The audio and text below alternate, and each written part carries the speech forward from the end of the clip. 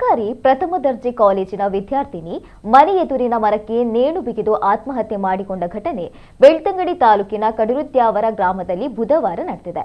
19 ವರ್ಷದ ನಿಖಿತಾ ಮೃತ ವಿದ್ಯಾರ್ಥಿನಿ.